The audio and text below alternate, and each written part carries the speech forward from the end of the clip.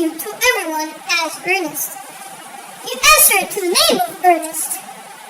You look as if your name was Ernest. You are the most earnest-looking person I ever saw in my life. It is perfectly absurd you saying that your name isn't Ernest. It's on your card. Here is one of them.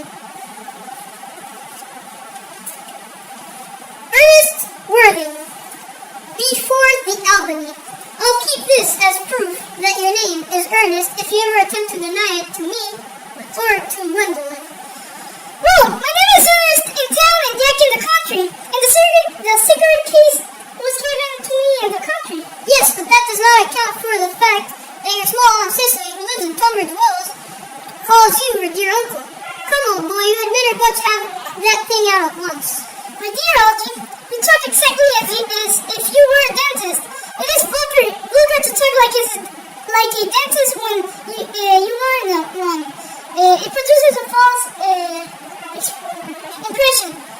Well, that is exactly what a dentist always does do. Now, go on. Tell me the whole thing. I mentioned that I have always suspected you of being a confirmed and secret bumperist. I am just quite sure of it now. Bumperist? What on earth do you mean by bumperist? I'll reveal you the meaning of that incomparable expression as soon as you are kind enough to inform me why you are Ernest in town and Jack in the country. Well, produce my cigarette case first. Here it is. Now produce your explanation and make it improbable. My dear fellow, there is nothing probable about my explanation at all. In fact, it is perfectly ordinary. Old Mr. Thomas Cardium, who adopted me when I was a little boy, made me his will guardian to his granddaughter, Miss Cecily Cardium. Cecily, who addresses me as her uncle from motives of respect that you could not possibly appreciate, lives at any place in the country under the charge of her admirable governess, Miss Prison. Where is that place in the country, by the way? That is nothing to you, dear boy. You are not going to be invited. I may tell you candidly that the place is not in Shropshire. I suspected that, my dear fellow. I have boom-breed all over Shropshire on 2 separate occasions. Now go on. Why are you Ernest in town and Jack in the country? My dear Algie, I don't know whether you will be able to understand my real motives. You are hardly serious enough.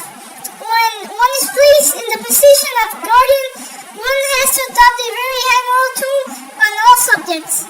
It is one's duty to do so. And the high moral tone can hardly be said to conduce very much to either one's health or one's happiness.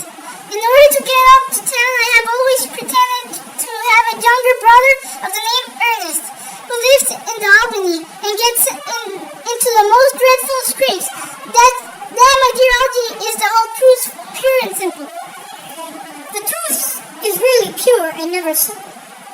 Modern life would be very tedious if it were either, in modern literature, a complete impossibility. That wouldn't be at all a bad thing. Literary criticism is not your forte, my dear fellow. Don't you try it. You should leave that to people who haven't been at the university. They do it so well in the daily papers. What you really are is a bumperist. I was quite right in saying you were a bumperist, and you are one of the most advanced bumperists I know. What on earth do you mean? You have always invented a very useful younger brother called Ernest, in order that you may be able to come up to town as often as you like. I have invented an invaluable, permanent invalid called Bunbury, in order that I may be able to go down in the country wherever I choose. Bunbury is perfect and valuable. It wasn't for Bunbury, extraordinary bad health, for instance, I would